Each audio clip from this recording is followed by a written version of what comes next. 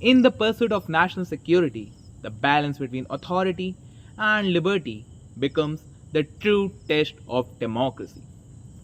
Jai Hind everyone. Today, my lecture topic is AFSPA, and I will be covering it in three major segments. Number one is its basic introduction, number two is its history of origin, and number three are the key provisions of AFSPA. Let us start with its basic introduction.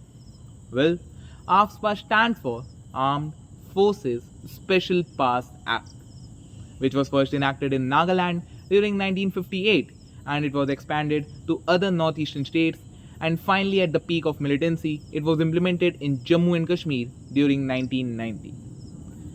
The act simply states that armed forces are empowered to operate in the areas declared as disturbed.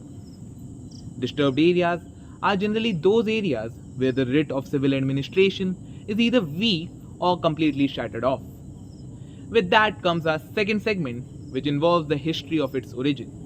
Well, its origin can be traced back to the colonial era, when Britishers, for the very first time, implemented Armed Forces Special Powers Ordinance in 1942 during the Quit India movement to suppress the ongoing protest.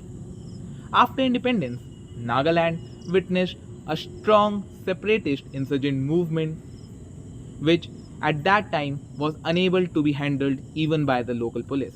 Hence, the army was called in. But even army feared of the prosecution for their actions during the operation.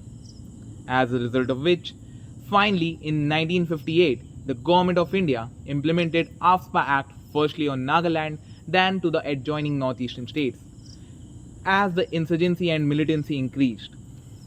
And finally, in 1990, at the peak of militancy, it was also implemented in the state of Jammu and Kashmir. Let us come to the main provisions under this act. There are mainly 5 provisions. Number 1 is the declaration of disturbed areas. As per this provision, the central government as well as the state government can declare any area as disturbed just on the basis if their law and order breaks down or the number of insurgency cases rises.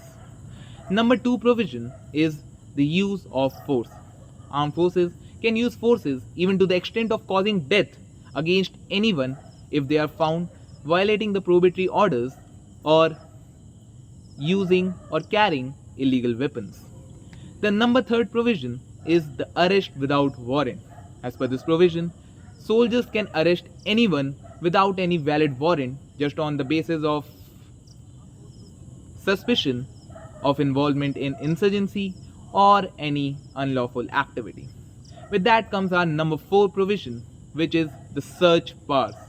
As per this provision, the armed forces can enter and search any premise in order to obtain weapons, explosives, or any hideout for militants. And the last but the most important provision is the immunity against prosecution. As per this provision, no soldier whose action can be prosecuted, whose actions under the AFSPA Act, until and unless it has the prior sanctions from the central government. So with this, I would like to end my lecture over here. Thank you very much for being a patient listener. Jai Hind.